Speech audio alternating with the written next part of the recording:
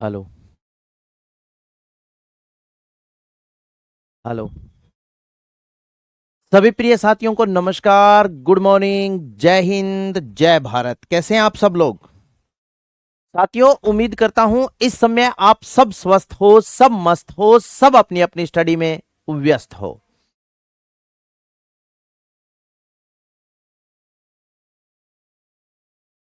Very good. RWA परिवार में आप सभी प्रिय साथियों का हार्दिक स्वागत एवं अभिनंदन है और स्वागत करने के लिए तैयार है आपका बड़ा भाई, आपका दोस्त, आपका साथी, आपका सहयोगी दीनदयाल पारिक। Very good. आ जाइएगा सभी साथी, जल्दी से सेशन कंटिन्यू करते हैं। आ जाओ भाई। इंसानाज, good afternoon. Nishu Saini sir, PPT से क्यों भाई? Chinki Yadav, good morning. तारा, राधे राधे। अंकित, राम राम।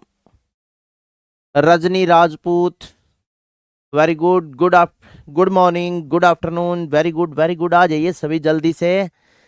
हाँ। चलिए चलिए भाई। हाँ हाँ हाँ, आ जाओ सभी साथी, आ जाओ।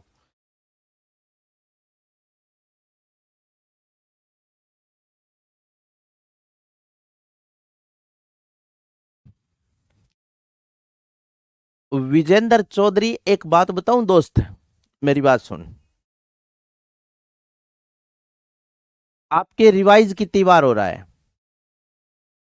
ठीक है ना? अब देखो सुनो, जो टॉपिक है, भूगोल में दो प्रकार के टॉपिक अपने पढ़ते हैं साथी। एक तो वो टॉपिक होते हैं जो कॉन्सेप्चुअल टॉपिक होते हैं। कॉन्सेप्चुअल का मतलब समझते हो ना? यानी वो टॉपिक जो आपका एक कॉन्सेप्ट है और वो आपके समझ में आना जरूरी है। बताओ हाँ या ना? एक वो टॉपिक होते हैं जो फैक्चुअल टॉपिक होते हैं, फैक्ट होते हैं, फैक्ट रट्टा लगाने वाले होते हैं।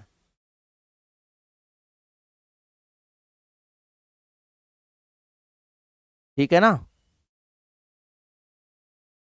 तो समझ गए ना? तो ये साथी एक कॉन्सेप्ट है, ये आपको रटने पड़ेंगे सारे कॉन्सेप्ट, इसलिए करवा रहा हूं। सॉरी, फैक्ट है ये सारे आपको रटने। अगर कॉन्सेप्ट होता ना तो फिर मैं लिखवा देता। तो देखो सुनो, कल साथियों अपने उद्योग टॉपिक शुरू किया था। कल उद्योग, अब जैसे मान लो ऊर्जा है। ऊर्जा का मतलब है भी, जैसे मान लो मैं आपको ऊर्जा पीपीटी से करवाऊंगा तो 2 दिन में टॉपिक करवा दूंगा। अगर लिखा के करवाऊंगा तो 6 दिन 7 दिन लगेंगे। बताओ हाँ या ना? लेकिन है क्या, राजस्थान की कुल विद्युत उत्पादन क्षमता 26,300 कितना मेगावाट है, आपको रटनी पड़ेगी। सौर ऊर्जा से राजस्थान की विद्युत उत्पादन क्षमता कितनी है, कुल विद्युत उत्पादन क्षमता कितनी है। ठीक है। कोटा सुपर थर्मल पावर की विद्युत उत्पादन क्षमता, इरट्टा लगाने वाला है। ठीक है ना? हाँ। अब जैसे मान लो बॉयलर, जैसे राजस्थान का पहला सुपर क्रिटिकल पावर स्टेशन कौन सा है, राजस्थान का पहला क्रिटिकल पावर स्टेशन कौन सा है, राजस्थान का पहला अल्ट्रा क्रिटिकल पावर स्टेशन कौन सा है, ये सारी बातें मैं लिखवा दूंगा। अब जैसे मान लो, ये सारी बातें आपको समझाऊंगा मैं जरूर।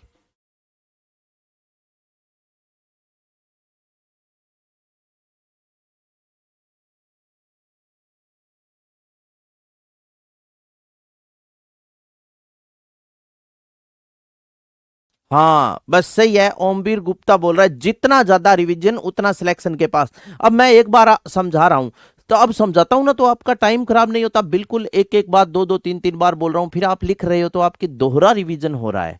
समझे? अब एक बात और सुनो। जैसे साथियों, अब मान लीजिए मैं आपको जनगणना टॉपिक करवाऊं, तो जनगणना में क्या लिखवाऊं बताओ? भी वही बात है, राजस्थान का लिंगानुपात 928 है।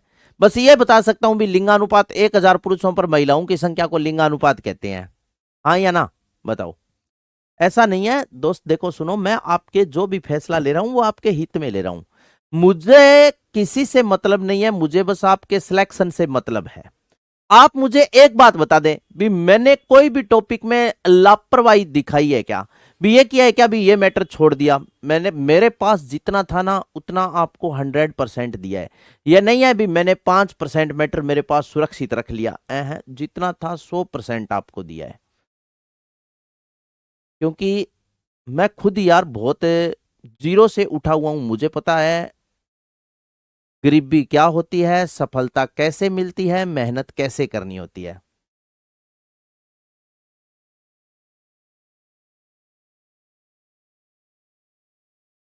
हाँ याद किया तो तभी तो पीपीटी से करवा रहा हूं क्योंकि यहां आंकड़े हैं आपको। अब पशुधन टॉपिक है, देखो कितना बड़ा टॉपिक है, मैंने एक एक बात लिखी है, बताओ नहीं लिखी क्या? क्यों लिखी थी? मुझे पता था कि जैसे समझाने वाला मैटर है इसमें, ठीक है, नस्लों को एक्सप्लेन करना पड़ेगा। यह है कहानी। अब आगे जैसे अब खनिज है, जैसे मान लो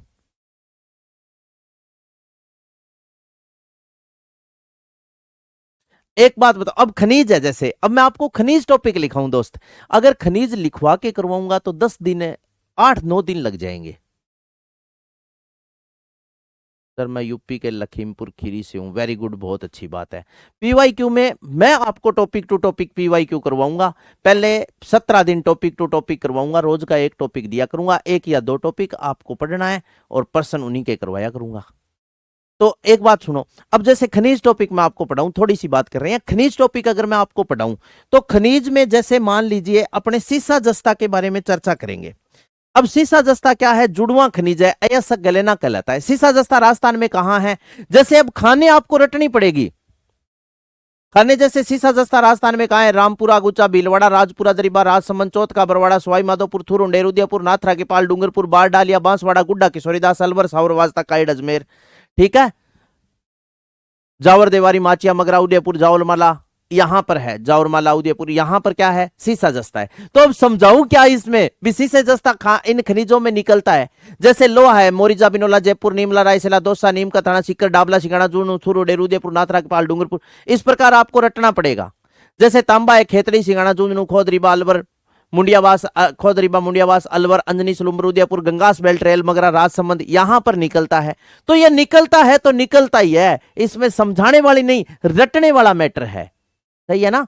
अब जो आर्थिक समीक्षा आपको करवाऊंगा ना दोस्त, वो आपको सारी लिखवा के करवाऊंगा, आंकड़े, एक एक आंकड़े, क्योंकि आप लिखोगे 2-3 बार, उन्हें रिवाइज करोगे तो आपके समझ में आ जाएगा।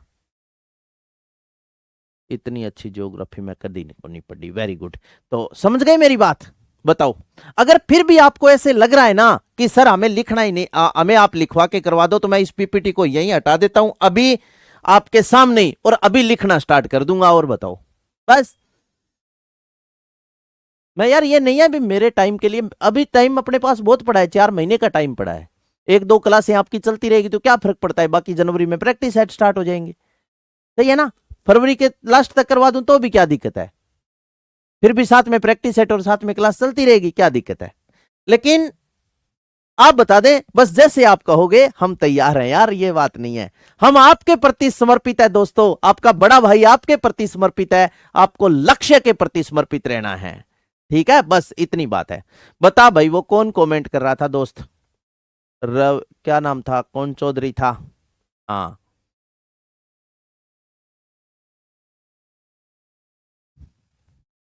सर आपको ये कितने, हाँ, तो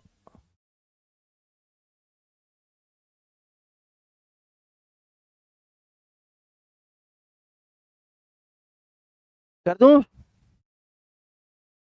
हाँ, मैं क्लास में हूं अभी, ठीक है, एक बार तो ये देखो सुनो, ठीक है,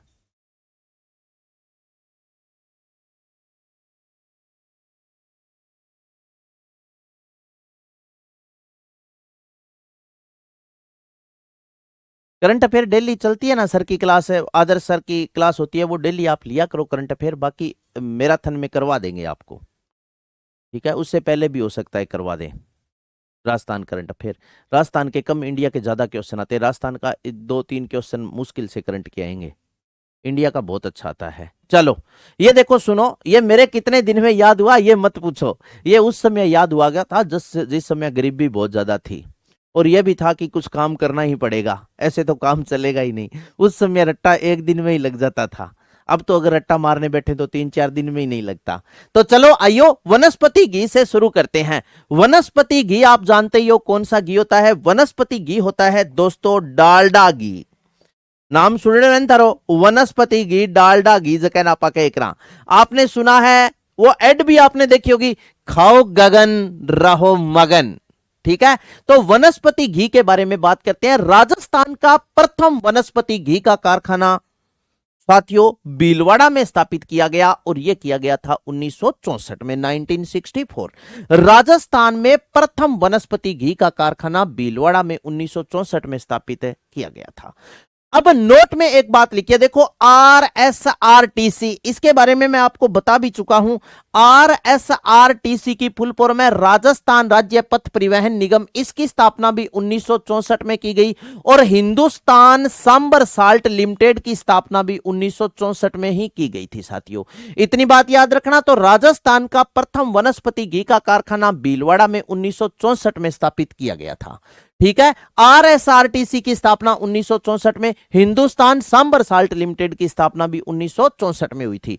इसके बाद में आमेर घी का आपने नाम सुना है। आमेर घी का कारखाना जोटवाड़ा में पड़ता है और जोटवाड़ा कहां है? जयपुर में है। तो आमेर घी का कारखाना कहां है? जोटवाड़ा, जयपुर में। लेकिन इस आमेर घी की एक विशेषता है, वो आप याद रखना। आमेर घी का कारखाना जो जोटवाड़ा जयपुर में है साथियों, इस घी की विशेषता क्या है? यह घी क्यों प्रसिद्ध है? तो आप याद रखना, यह घी अच्छी साख हेतु प्रसिद्ध है। अच्छी साख मतलब इसकी क्वालिटी क्या है? ठीक है। इसके बाद में महाराजा घी का कारखाना भी राजस्थान में कहां पड़ता है? जयपुर में है। केसरी घी का कारखाना टोंक में है। और यह प्रश्न आरपीएससी ने पूछ लिया था कि मेहता वेजिटेबल घी का कारखाना कहां है? चित्तौड़गढ़ में। रोहितास घी का कारखाना दुर्गापुरा, जयपुर में है। ठीक है, एक बार पुनः बता रहा हूं, वनस्पति घी में प्रमुख उत्पाद प्लेडियम, निकिल, इस प्रकार ऐसे साइंस में भी आपने पढ़ा है।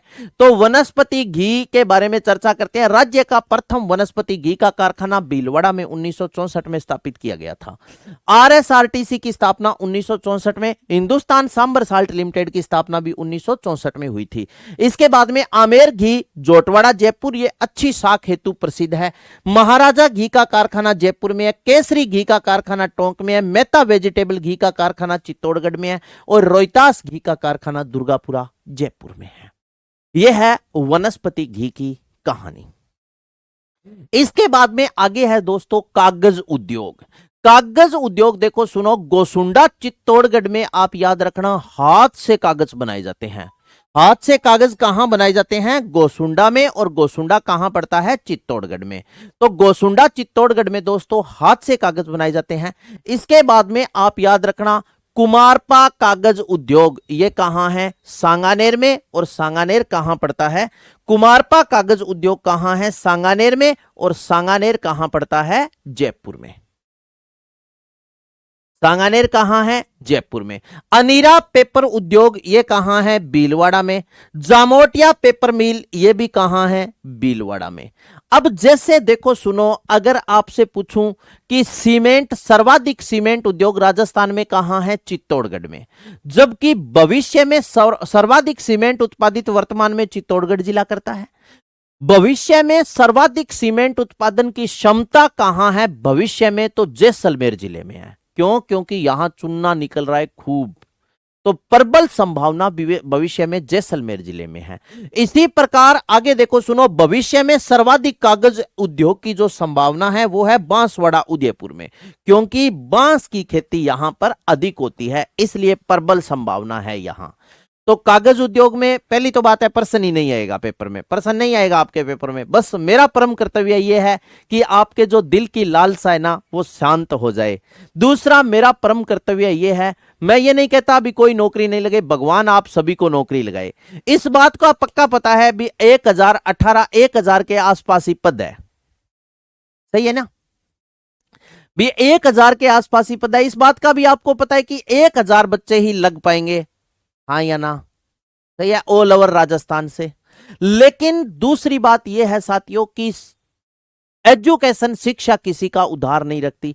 मेरा एक ही फंडा है, मैं कहता हूं आप सभी लगो, लेकिन फिर भी अगर आपका सिलेक्शन ना हो तो आपको राजस्थान ज्योग्राफी के लिए बार बार दर दर की ठोकरें ना खानी पड़े, इसलिए आपको इतना मैं डीपली पढ़ा रहा हूं। राजस्थान में पेपर और भी आएंगे। अब कई लोग तो, जैसे राजस्थान पुलिस का रिजल्ट आया, एक दो साथियों का मेरे पास भी कमेंट आया था कि मेरी तो सर जिंदगी खत्म हो गई, मेरा तो राजस्थान पुलिस का पेपर पास नहीं हो गया और मेरी तो जिंदगी। अरे यार तन्ने केड़ा तेरी जिंदगी खत्म होगी, हाँ या ना?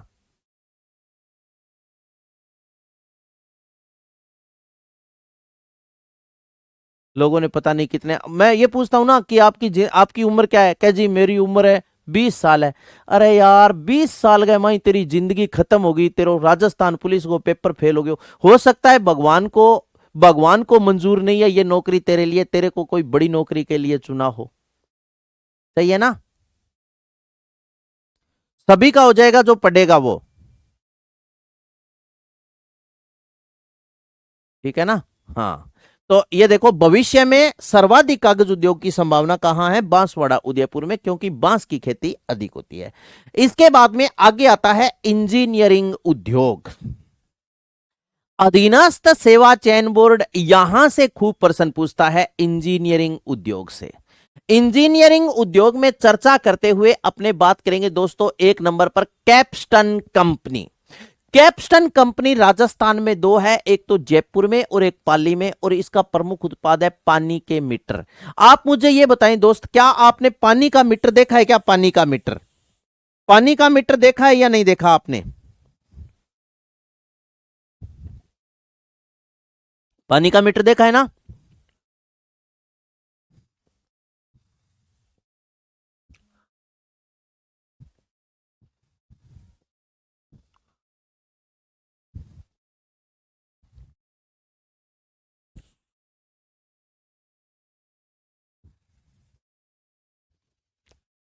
तो चलो ये देखो, कैप्स्टन कंपनी जयपुर और पाली में है और इसका प्रमुख उत्पाद है पानी के मीटर। नंबर 2 पर है जयपुर मेटल्स। जयपुर मेटल्स कहां है? जयपुर में, और प्रमुख उत्पाद है बिजली के मीटर। कैप्स्टन कंपनी जयपुर पाली में, प्रमुख उत्पाद पानी के मीटर। जयपुर मेटल्स जयपुर में है, इसका प्रमुख उत्पाद है बिजली के मीटर। नेक्स्ट इसके बाद में आता है हाइटेसन इंसुलेटर्स का कारखाना। हाइटेसन इंसुलेटर्स का कारखाना कहां है? आबू रोड सिरोही में है। इसके बाद में आगे देखो, अरावली स्वचालित वाहन लिमिटेड, ये कहां है? खैरथल तिजारा में। और खैरथल तिजारा का नया नाम हो गया भरतरी नगर। समझ गए? बार बार आपको बता रहा हूं। देखो, इंजीनियरिंग उद्योग कैप्स्टन कंपनी जयपुर पाली में है। ये क्या बनाती है? पानी के मीटर बनाती है। जो जैसे अपने जो वाटर वर्क्स का जो पानी आता है उसके बीच में अपने घर के पास एक गोल वॉच सी लगी होती है, उसमें रीडिंग चलती है भी आपने कितना। हाँ।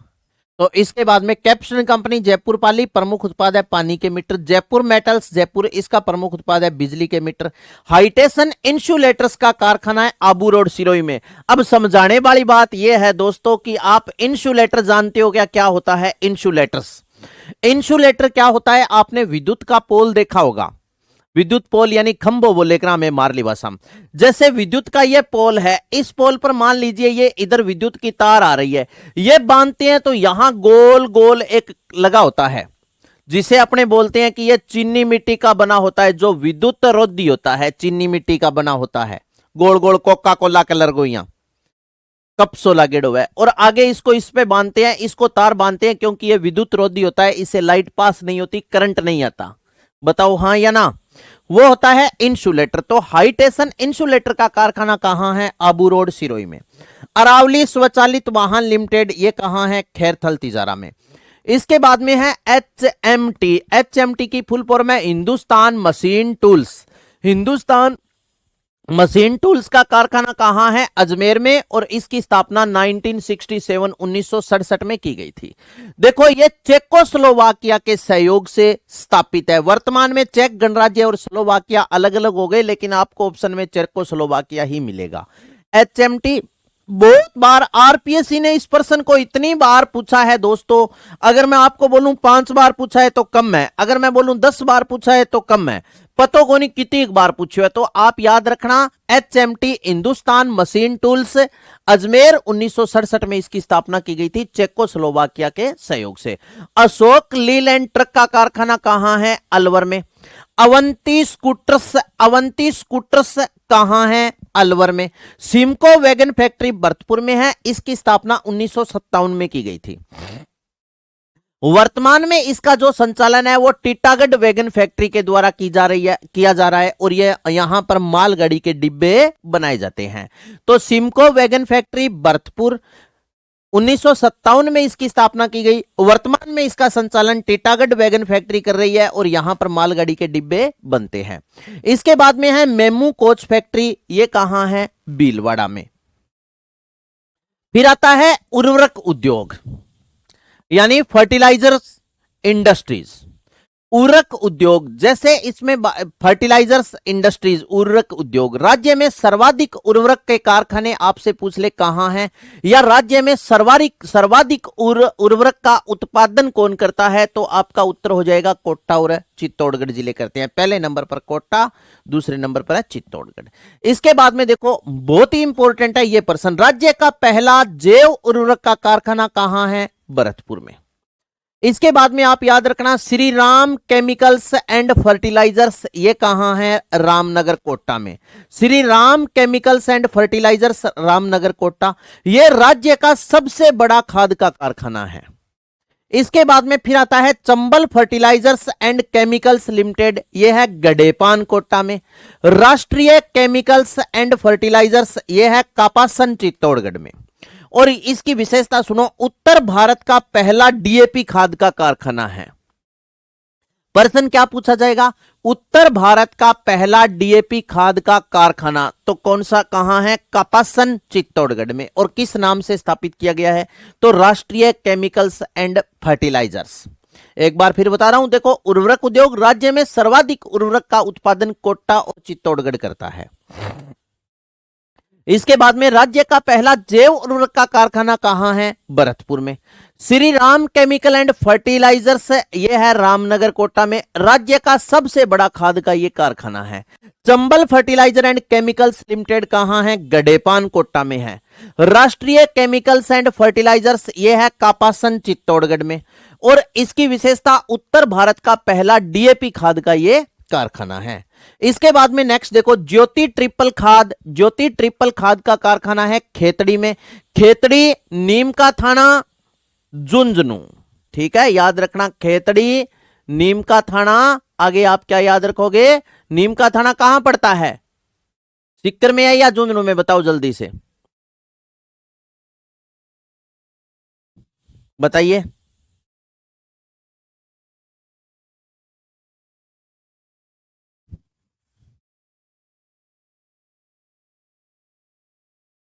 खेतड़ी कहां पड़ता है? खेतड़ी पड़ता है दोस्तों कहां पर है? झुंझुनू में। तो याद रखना खेतड़ी, झुंझुनू। क्या याद रखोगे? ज्योति ट्रिपल खाद का कारखाना है खेतड़ी, झुंझुनू में। मोदी एल्केलाइजर्स एंड केमिकल्स अलवर में है। रामा फास्फेट कहां है? उदयपुर में। खेतड़ी सीकर में नहीं है, तभी तो पूछा है, क्यों गलती कर रहे हो भाई खाम खाए। रामा फास्फेट संयंत्र कहां है? उदयपुर में। सल्फ्यूरिक एसिड का कारखाना ये कहां है? तो आपका उत्तर हो जाएगा अलवर में। तो ज्योति ट्रिपल खाद का कारखाना खेतड़ी में। खेतड़ी कहां है? झुंझुनू में। मोदी एल्केलाइजर्स एंड केमिकल्स अलवर में है। रामा फास्फेट उदयपुर में है। और सल्फ्यूरिक एसिड का कारखाना कहां है? अलवर में। Very good. नीम का थाना सीकर में है, जबकि खेतड़ी कहां है? झुंझुनू में। चलो आगे आ जाओ। इसके बाद में तेल उद्योग नहीं पूछा जाएगा पेपर में। वीर बालक तेल का उत्पादन राजस्थान कहां से करता है? नीम का थाना सीकर में है, बिल्कुल सही है। जयपुर में। नेताजी तेल जयपुर और इंजन छाप तेल का उत्पादन राजस्थान कहां से करता है? भरतपुर। यह प्रश्न एक दो बार पूछा है। इंजन छाप तेल का कारखाना कहां है? भरतपुर में है।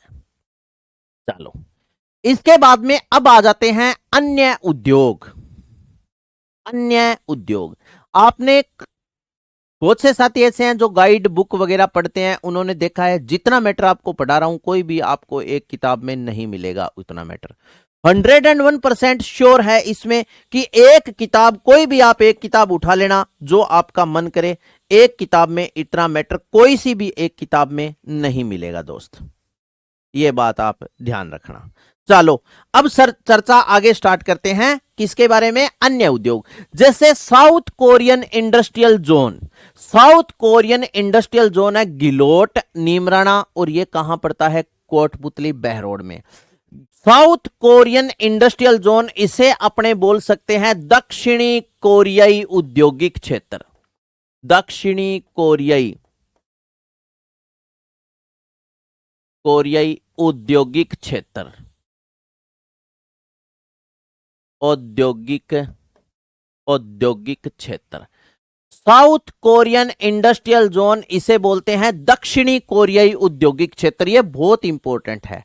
दक्षिणी कोरियाई, विभिन्न दक्षिणी कोरियाई कंपनियों ने अपने उद्योग स्थापित किया राजस्थान में, और वो कहां किया है?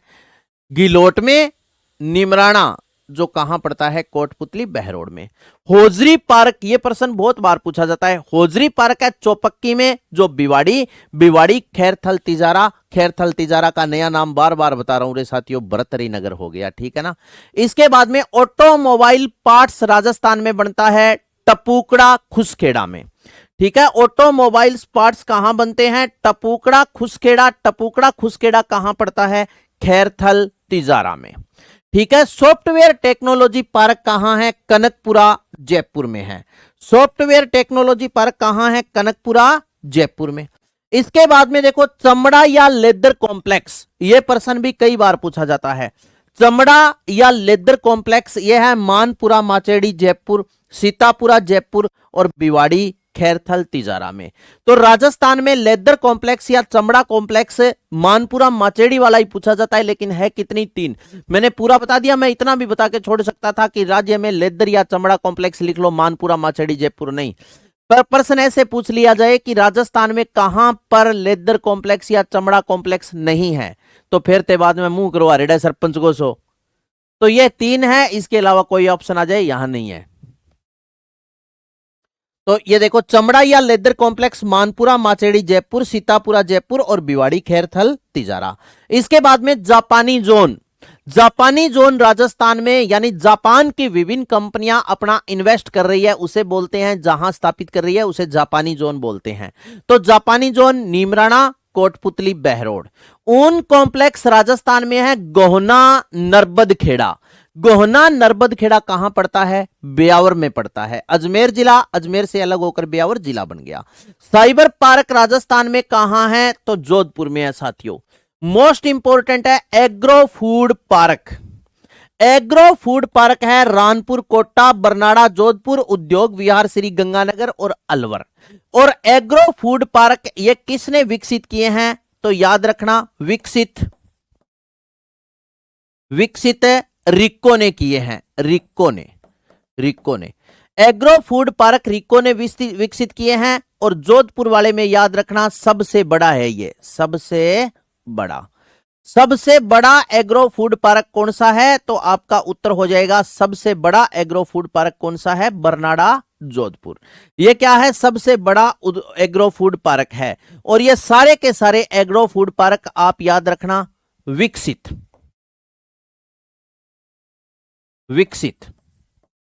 ये सारे के सारे विकसित किसने किए हैं? तो आपका उत्तर हो जाएगा रिक्को द्वारा। रिक्को द्वारा विकसित किए गए हैं। रानपुर, कोटा, बरनाड़ा, जोधपुर, उद्योग विहार, श्री गंगानगर और अलवर में है, ठीक है। मत्स्य औद्योगिक क्षेत्र अलवर में है ये। इसके बाद में इलेक्ट्रॉनिक कॉम्प्लेक्स है कुकस जयपुर और कोटा में। आगे देखो सुनो, इसके बाद में लघु खनिज कॉम्प्लेक्स है करौली में, दोहिंडा राजसमंद में, मित्रपुरा दौसा में और सवाई माधोपुर में। हाँ बिल्कुल है, ये थोड़े टफ है। लघु खनिज कॉम्प्लेक्स करौली, दोहिंडा राजसमंद, मित्रपुरा दौसा और सवाई माधोपुर। इसके बाद में देखो राज्य में आपसे पूछ ले स्पाइस पार्क, स्पाइस किसको बोलते हैं? मसाला। रामपुरा, बाटियान, मंथानिया जोधपुर में 2012 में स्थापित किया गया और कोटा में 2019 में। तो राज्य में स्पाइस पार्क पूछ ले आपसे है कितने? तो राजस्थान में स्पाइस पार्क आप याद रखना 2। एक तो है कहां पर? रामपुरा, भाटियान, मंथानिया जोधपुर, और दूसरा कहां है? कोटा में, जो 2019 में स्थापित किया।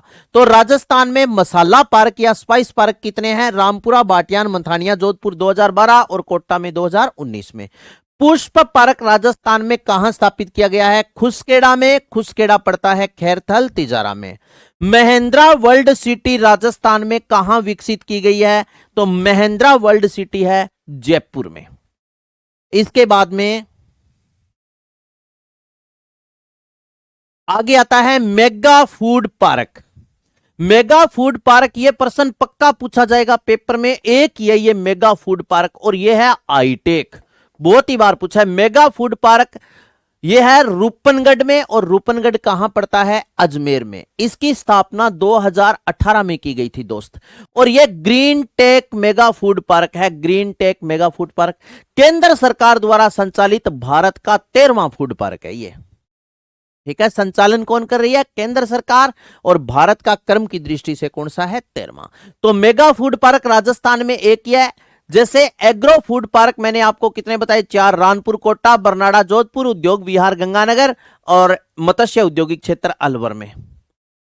इसके बाद में पुष्प पार्क एक ही बताया, लेकिन mega food park Roopangarh Ajmer में 2018 में green tech mega food park है ये, और ये केंद्र सरकार द्वारा संचालित भारत का 13वां फूड पार्क है।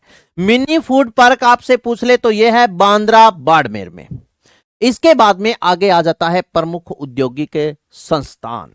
अब देखो सुनो, एक बात बताऊं, अब दोस्तों मैं उद्योगों से संबंधित आपको जैसे आर्थिक समीक्षा में करवाऊं, आर्थिक समीक्षा में अपने उद्योग पढ़ें तो उसमें क्या पढ़ेंगे? उद्योगों से संबंधित संस्थाएं कौन कौन सी संस्था चल रही है, जैसे रिक्को, राजफेड, नेफेड, एफेड, मेफेड, कानफेड, आरएफसी, यही पढ़ेंगे।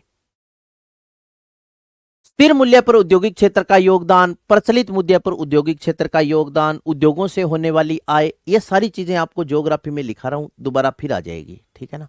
अब ये रिक्को है ना, रिक्को, आरएफसी, ये दोबारा नहीं करवाऊंगा, यही बताऊंगा अभी। रिक्को इन्वेस्टमेंट कितना कर रही है, क्या इन्वेस्टमेंट है, कौन से क्षेत्र में कर रही है।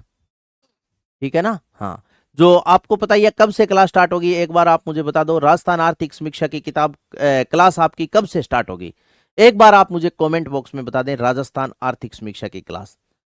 फिर मुझे विश्वास हो जाएगा भी हाँ आप याद तो रखते हो जो मैं बताता हूं वो। तो प्रमुख औद्योगिक संस्थान, उद्योगों से संबंधित कौन कौन सी संस्था है और वो संस्थान है कहां कहां। तो एक नंबर अपने बात करेंगे रिक्को के बारे में, RIICO, रिक्को। रिक्को की फुल फॉर्म है दोस्तों राजस्थान राज्य औद्योगिक विकास एवं विनियोग निगम लिमिटेड। रिक्को की फुल फॉर्म, हाँ वेनसडे, वेरी गुड अंकित, हाँ बुधवार से। तो रिक्को की फुल फॉर्म क्या है? राजस्थान राज्य औद्योगिक विकास एवं विनियोग निगम लिमिटेड। साथियों, इस रिक्को की स्थापना 26 जनवरी 1980 को की गई थी, और इसका मुख्यालय कहां है? जयपुर में। अब जो बात इंपॉर्टेंट है ना वो ध्यान रखना आप, इंपॉर्टेंट बात की है, कई जगह आपको लिखा हुआ मिलेगा, और कई साथियों आपको, कई विद्वानों ने आपको बताया भी होगा, लेकिन आपको मैं पूरी की पूरी बात क्लियर कर देता हूं। साथियों क्या था कि 1969 में यह RSMM राजस्थान राज्य खान एवं खनिज के नाम से संचालित थी। 1978 में क्या हुआ दोस्तों? खान एवं खनिज को अलग कर दिया, और साथियों 1980 में रिक्को की स्थापना की गई थी। कई जगह आपको लिखा हुआ मिलेगा कि रिक्को की स्थापना 1969 में की गई, कई विद्वान बताते भी है 1969, लेकिन वो एक्सप्लेन नहीं करते। तो बात ध्यान से सुनना, रिक्को क्या है? राजस्थान राज्य औद्योगिक विकास एवं विनियोग निगम लिमिटेड। इसकी स्थापना 26 जनवरी 1980 को जयपुर में की गई। 1969 में यह क्या थी? RSMM राजस्थान राज्य खान एवं खनिज निगम लिमिटेड के नाम से एक संस्था थी। 1978 में राजस्थान राज्य खान एवं खनिज निगम को अलग कर दिया, और उद्योगों को अलग कर दिया, और खनिजों को अलग कर दिया। यह बात याद रखनी है। तो रिक्को स्वतंत्र रूप से अस्तित्व में कब आई थी? 26 जनवरी 1980। 1978 में खान एवं खनिज अलग बना दिया, और 1980 में रिक्को की स्थापना की गई थी। अब इसके बाद में देखो रिक्को का उद्देश्य क्या है? रिक्को का उद्देश्य है वृहद, मध्यम व लघु उद्योगों को अल्पकालीन वित्तीय सहायता उपलब्ध करवाना। अल्पकालीन वित्तीय सहायता का मतलब होता है 5 साल के लिए, शॉर्ट टाइम के लिए ऋण उपलब्ध करवाना। समझ गए ना? अल्पकालीन वित्तीय सहायता उपलब्ध करवाना। यह बात RS मुख्य परीक्षा में भी ऐसा क्वेश्चन आया था कि रिक्को पर विवेचना कीजिए। नीचे 4 या 5 ही लाइन दे दी हुई है साथियों, बित्ते में ही लिखनी हुई है। आप भी ज्यादा लाइना उपयोग कौन कर सका अगर जिया वह बात को नहीं भी थे बीए मा तुक्का मार के पास होया पेज भर गए इतिहास में जो कीर काकीर चुंकीर इसलिए लगा लगा के 5-6 पेज लिख दिया पतो को नहीं के लिखो वैसा नहीं होता। मेंस में क्या होता है एक शॉर्ट और एक अच्छे वर्ड लिखने पड़ते हैं। जैसे रिको पर विवेचना करो तो क्या है रिको राजस्थान राज्य औद्योगिक विकास एवं विनियोग निगम लिमिटेड स्थापना 26 जनवरी 1980 में की गई। यह 1969 में राजस्थान राज्य खान एवं खनिज के नाम से स्थापित संस्था थी। 1978 में खान एवं खनिज को अलग कर दिया और रिको 1980 में अस्तित्व में आई। इसका उद्देश्य मध्यम लघु वृहद मध्यम व लघु उद्योगों को अल्पकालीन वित्तीय सहायता उपलब्ध करवाना और वर्तमान में रिको 360 इकाइयों का संचालन कर रही है। 5 लाइन को बस इतना ही मैटर। अगर आप इतना मैटर लिखते हो तो आपको वास्तव में 100% नंबर मिलते हैं। ठीक है हाँ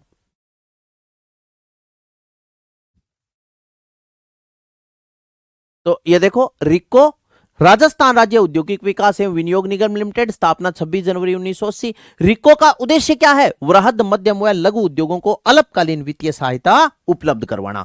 वर्तमान राजस्थान में रिको दोस्तों आपसे पूछ ले तो 360 इकाइयों का संचालन कर रही है। यह एक औद्योगिक संस्था है जो 360 इकाइयां चला रही है। अब 360 इकाइयां लिखवाऊंगे किसी किसी चलावे। आगे आ जाओ। इसके बाद में है RFC। RFC की फुल फॉर्म है राजस्थान वित्त निगम। इंग्लिश में बोलते हैं राजस्थान फाइनेंशियल कॉर्पोरेशन। राजस्थान वित्त निगम यानी राजस्थान फाइनेंशियल कॉर्पोरेशन और इसकी स्थापना 17 जनवरी 1955 को की गई थी। मुख्यालय कहां है जयपुर में।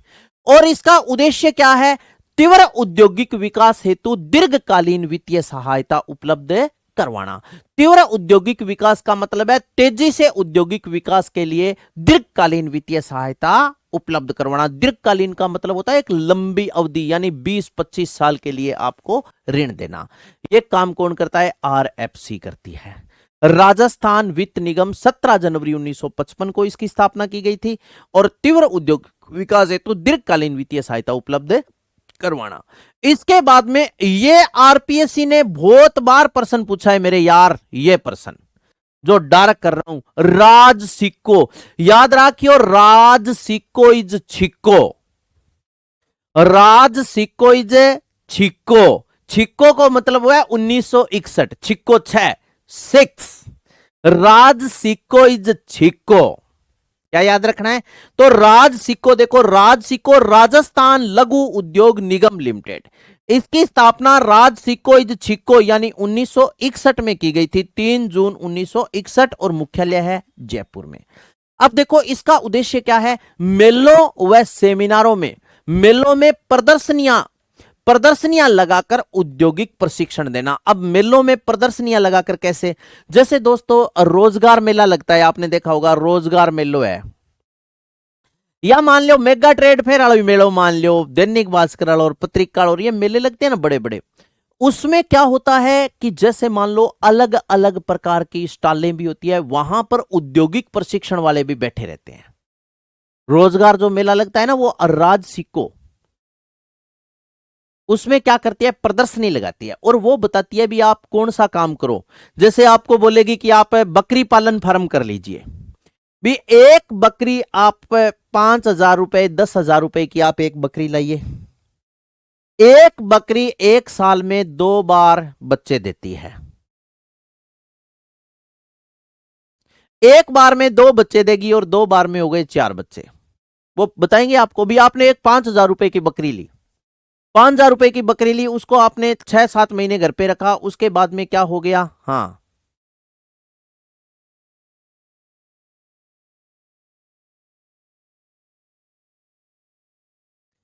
बकरी ले ली बकरी एक साल में 2 बच्चे देगी एक साल में 2 बार बच्चे देगी 2 बच्चा दिया 5,000 की थे बकरी ली यानी उसने 2 बच्चे दे दिए। मान लीजिए वो थोड़े से बड़े हो गए 2-2 हजार के वो हो गए 4,000 और 5 9,000 फिर 2 बच्चे और दे दिए 6 महीने बाद तो फिर वो 4,000 और 4,000 8 और 5 13,000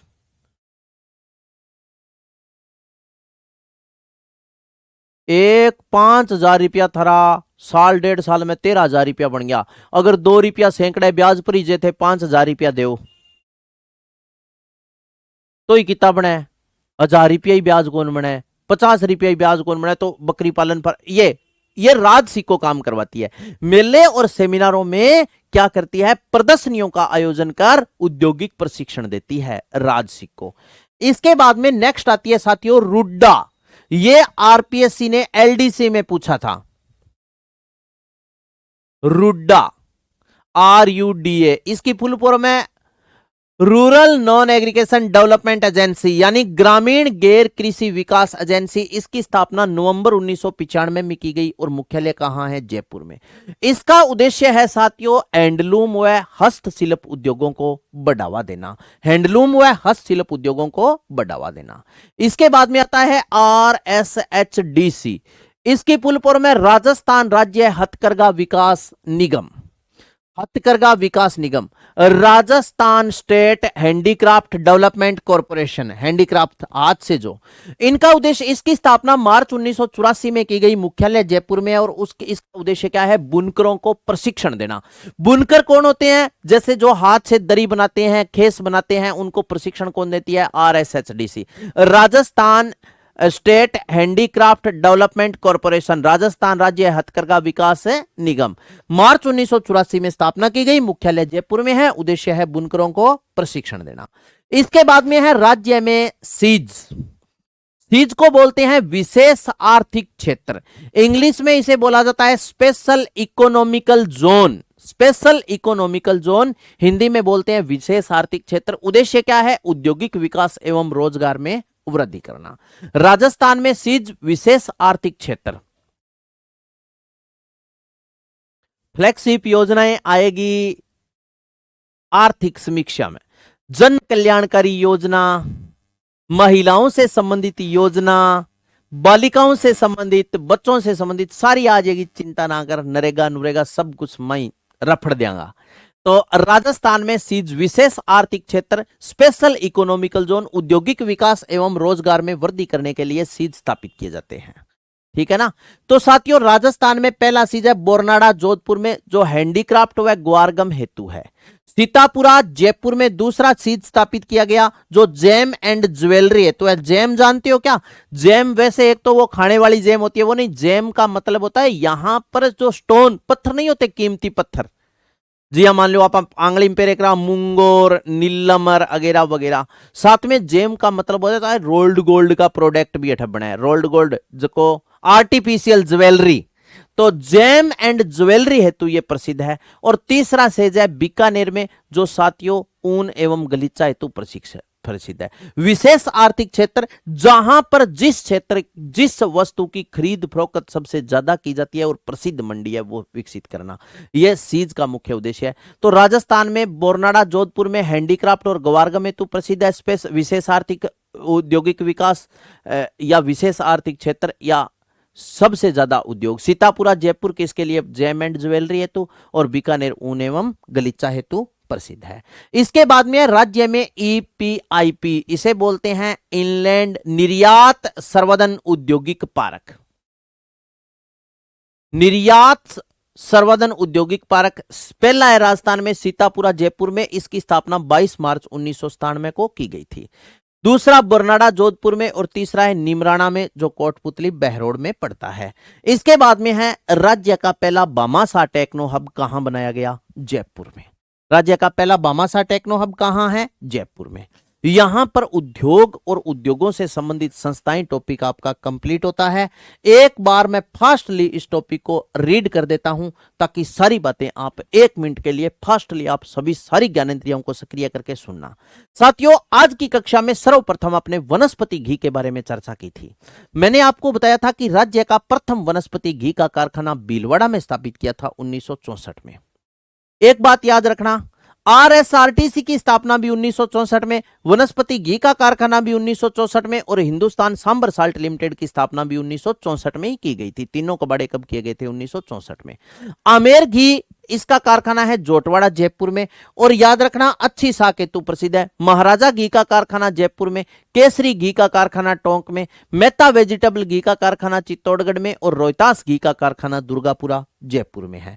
इसके बाद में कागज उद्योग गोसुंडा चित्तौड़गढ़ में हाथ से कागज बनाए जाते हैं। कुमारपा कागज उद्योग सांगानेर जयपुर में है। अनीरा पेपर उद्योग कहां है? भीलवाड़ा में। इसके बाद में जामोटिया पेपर भीलवाड़ा में। और भविष्य में आपसे पूछ ले कि सर्वाधिक कागज उद्योग की प्रबल संभावना कहां है, तो साथियों बांसवाड़ा उदयपुर में, क्योंकि बांस की खेती वहां अधिक होती है इसलिए। इंजीनियरिंग उद्योग जैसे कैप्स्टन कंपनी कहां है? जयपुर और पाली में। पानी के मीटर बनाते हैं जयपुर मेटल्स जयपुर में है। बिजली के मीटर हाइटेसन इंसुलेटर का कारखाना आबू रोड सिरोही में है। अरावली स्वचालित वाहन लिमिटेड है खेरथल तिजारा में।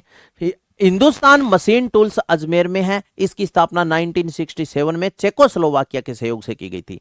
अशोक लीलैंड ट्रक का कारखाना अलवर में। अवंती स्कूटर्स कहां है? अलवर में। सिमको वैगन फैक्ट्री भरतपुर में। इसकी स्थापना 1957 में की गई थी। यहां मालगाड़ी के डिब्बे बनते हैं। मेमू कोच फैक्ट्री आपसे पूछ ले तो यह भी कहां है? भीलवाड़ा में।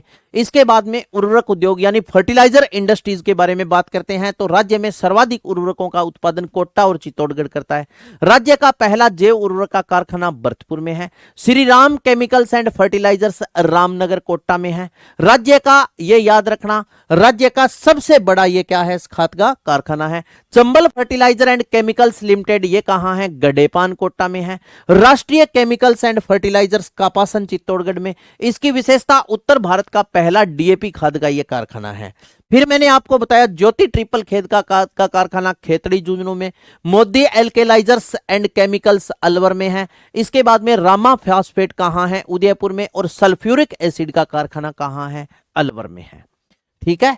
इसके बाद में नेक्स्ट आता है तेल उद्योग। वीर बालक तेल जयपुर, नेताजी तेल जयपुर और इंजन छाप तेल भरतपुर।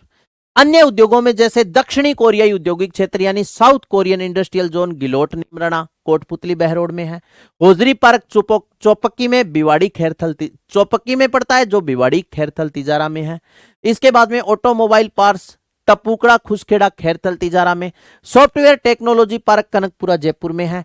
चमड़ा या लेदर कॉम्प्लेक्स है मानपुरा माचेड़ी जयपुर, सीतापुरा जयपुर और भिवाड़ी खैरथल तिजारा। जापानी जोन नीमराना कोटपुतली बैरोड। ऊन complex Gohana Narbadkhera Beawar. Cyber park Jodhpur में। Agro food park Ranpur Kota Barnada Jodhpur. Udyog Vihar Ganganagar और अलवर में। बरनाड़ा जोधपुर वाला सबसे बड़ा है और यह इनका संचालन कौन? रिको कर रही है। इलेक्ट्रॉनिक कॉम्प्लेक्स है कुकस जयपुर और कोटा में। फिर मैंने आपको बताया लघु खनिज कॉम्प्लेक्स करौली में, दोहिंडा राजसमंद में, मित्रपुरा दौसा और सवाई माधोपुर में। राज्य में स्पाइस पार्क मसाला पार्क पूछे तो दो, पहला रामपुर बाटियान मंथानिया जोधपुर में 2012 में स्थापित किया गया और कोटा में 2019 में। पुष्प पार्क कहां है? खुसखेड़ा खैरथल तिजारा में। महिंद्रा वर्ल्ड सिटी कहां है? जयपुर में। Mega food park Roopnagar Ajmer में, रूपनगढ़ अजमेर में 2018 में स्थापित किया गया था। और यह green tech mega food park है दोस्तों, केंद्र सरकार द्वारा संचालित यह भारत का 13वां फूड पार्क है। मिनी फूड पार्क कहां है? तो यह है बांद्रा बाड़मेर में। फिर आ जाओ, ये देखो रिको बताया मैंने, रिको की स्थापना 26 जनवरी 1980 को की गई थी। और साथियों उद्देश्य क्या है? वृहद मध्यम और लघु उद्योगों को अल्पकालीन वित्तीय सहायता उपलब्ध करवाना। वर्तमान में आपसे पूछ ले तो रिको 360 इकाइयों का संचालन कर रही है। आरएफसी की स्थापना 17 जनवरी 1955 को की गई थी। तीव्र औद्योगिक विकास के लिए दीर्घकालीन वित्तीय सहायता उपलब्ध करवाती है। राज सिको की स्थापना 3 जून 1961 को की गई। मेलों में प्रदर्शनियां लगाकर औद्योगिक प्रशिक्षण देती है यह संस्था। रुड्डा ग्रामीण गैर कृषि विकास एजेंसी, इसकी स्थापना 1995 में की गई थी। मुख्यालय जयपुर में है। उद्देश्य हैंडलूम और हस्तशिल्प उद्योगों को बढ़ावा देना। आरएसएचडीसी राजस्थान राज्य हथकरघा विकास निगम, इसकी स्थापना मार्च 1984 जयपुर में की गई। उद्देश्य है बुनकरों को प्रशिक्षण देना। राज्य में सीज विशेष आर्थिक क्षेत्र, उद्देश्य क्या है? औद्योगिक विकास एवं रोजगार में वृद्धि करना। बरनाड़ा जोधपुर में हैंडीक्राफ्ट और ग्वारगम हेतु है। सीतापुरा जयपुर में जैम एंड ज्वेलरी और बीकानेर में ऊन एवं गलीचा। फिर है एपीआईपी निर्यात संवर्धन औद्योगिक पार्क, सीतापुरा जयपुर में 22 मार्च 1997 को स्थापित किया गया। दूसरा बरनाड़ा जोधपुर में है। तीसरा नीमराना कोटपुतली बहरोड में। राज्य का पहला बामासा टेक्नो हब किसको बनाया गया है? जयपुर को। यह प्रश्न सेकंड ग्रेड में आरपीएससी ने पूछा था। राज्य का पहला बामासा टेक्नो हब है जयपुर। तो साथियों यहां पर अपना उद्योग टॉपिक कंप्लीट होता है। अब अमित कुमार का कमेंट आया है, गुरुजी स्टडी का टाइम टेबल बता दो थोड़ा। दोस्त 2 मिनट के लिए अपने बात जरूर करेंगे। ये पर्सन कईयों का आ गया स्टडी का। स्टडी का देखो सुनो, वैसे अगर मेरी बात सुनो तो कोई टाइम टेबल नहीं होता, लेकिन वैसे दोस्तों टाइम टेबल होता है आपके मनो दिमाग पर निर्भर। समझे कैसे? साथियों जब आपने ये ठान लिया ना, 2-3 बातें आप याद रखना स्टडी से संबंधित, आप कभी भी इन बातों को लेकर के और धोखा मत करना अपने साथ। एक तो साथियों पहली बात है कि आप अपने बैठने का, पढ़ने बैठने का टाइम, बैठने का समय निर्धारित करें। निर्धारित करें। बैठने का समय निर्धारित करने का मतलब है भी जैसे आप किताब लेकर के बैठ गए, आप 15 मिनट आपने किताब हाथ में ली, फिर आपके याद आ गया कि अरे यार वॉशरूम जा गया नो, अरे यार पानी पी गया नो, अरे यार अपनी कोई रूम में ले तो अपनी बाट में परात साफ करने वाली पड़ी है, अपनी रसोई, सारे काम निपटा करके आप बैठना। सारे काम निपटा कर बैठने का मतलब क्या है साथियों? आप अपनी पढ़ाई को पूरा टाइम निर्धारित करें। कम से कम आपके जो एक बार सीटिंग की व्यवस्था है वो 2-2.5 घंटे की, 2.5 से 3, 3.5 घंटे की होनी चाहिए। एक बार सीटिंग व्यवस्था 2.5 से 3.5 घंटे की आपकी एक बार सीटिंग व्यवस्था होनी चाहिए। इसका मतलब समझ गए क्या आप? भी जैसे अगर आप किताब लेके बैठ गए तो आपका सारा काम फिनिश करके बैठना, और 2-2.5 से 3.5 घंटे कम से कम टाइम दो, उसके बीच में आप उठो मत। भी 2 घंटे से पहले अगर आप पढ़ने बैठ गए तो आप उठना मत। एक सही सिलेक्शन लेने वाले विद्यार्थी की यह पहचान होती है। कई साथी तो ऐसे हैं जो ये बोलते हैं, पूछता हूं ना कि कितने देर पढ़ते हो, कह सर मैं कम से कम 15 घंटे स्टडी करता हूं। मैं किसी को ये नहीं कहता कि आप 24 घंटे में 20 घंटे स्टडी करो, आप 18 घंटे करो, आप 15 घंटे करो तो ही आप नौकरी लग पाओगे। नहीं दोस्त, अगर आप 24 घंटे में अच्छे से 8 घंटे पढ़ लेते हो ना, अच्छे से 8 घंटे, तो भी 101% सफलता आपके कदम चूमेगी। जिसको ये बहम है, अपने पर संदेह है, या अपने पर यह फक्र, ये गर्व है कि मैं कम से कम 12 घंटे पढ़ता हूं, वो साथी आज ये काम करना, नोटबुक लेके बैठ जाना। जब आप पढ़ना स्टार्ट करो वो टाइम नोट कर लेना, और किताब छोड़ो वो टाइम नोट कर लेना। किताब छोड़ने का मतलब है बीच में आपने इंस्टाग्राम चला लिया, फेसबुक चला लिया, वो टाइम भी माइनस करना। जो ये बोल रहा है ना कि सर मैं 15 घंटे पढ़ रहा हूं, उसका टाइम साथियों 9 घंटे भी नहीं बनेगा, क्योंकि यह फॉर्मूला मैंने खुद पर अप्लाई करके देखा है। समझे मेरी बात?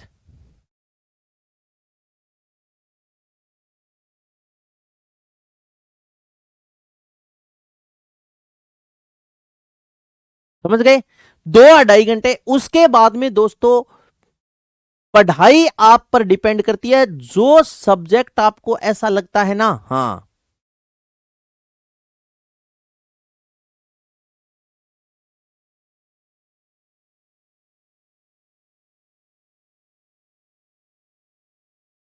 जो पेपर टफ आएगा उतना आपको फायदा है। पेपर टफ आएगा ना दोस्तों तो याद रखना मेरिट कम जाएगी, पेपर इजी आएगा तो मेरिट आई जाएगी। ये आप अप्लाई करके देखना। दूसरी बात आप याद रखना साथियों, दूसरी बात मोस्ट इंपॉर्टेंट है कि आप जब पढ़ने बैठो अपने सारे काम निपटा दिए। दूसरी याद रखना, सो के मत पढ़ो, लेट कर मत पढ़ना, लेट कर मत पढ़ो। लेट कर मत पढ़ो यानी सो के कभी ना पढ़ियो, दिमाग या सिर के नीचे 2-3 तकिया लगा के या किताब ले गए, आपका ध्यान कभी एकाग्र नहीं होगा।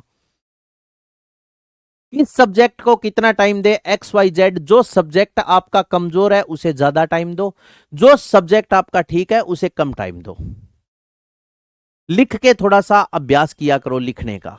और जैसे ही आप ये देखा करो कि जैसे मान लो अब मॉक टेस्ट आपके हर संडे से होंगे, प्रैक्टिस सेट आपके जनवरी में स्टार्ट हो जाएंगे। प्रैक्टिस सेट स्टार्ट होने के बाद में सारे कॉन्सेप्ट आपके क्लियर हो जाएंगे। जैसे ही प्रैक्टिस सेट में प्रश्न हम आपको करवाएंगे, आप उत्तर बताना, 4 ऑप्शन एक्सप्लेन करेंगे। उसमें जैसे टॉपिक दे दिया मैंने, ये टॉपिक, फिर आप इंप्रूव करना भी मैंने गलती कहां की। मॉक टेस्ट जैसे ही आप देते हो ना, तो मॉक टेस्टों में आपने पढ़ा, उसमें से प्रश्न आया और आपका प्रश्न गलत हो गया। इस पर आपने एक ही काम करना है, आप थोड़ा सा इंप्रूव किया करो। इंप्रूव का मतलब है भी कहां मैंने गलती की और क्या गलती की, इस पर काम करो, 100% आपका सिलेक्शन होगा। तो ओके साथियों, मिलते हैं ब्रेक के बाद, तब तक के लिए आप सभी को राम राम।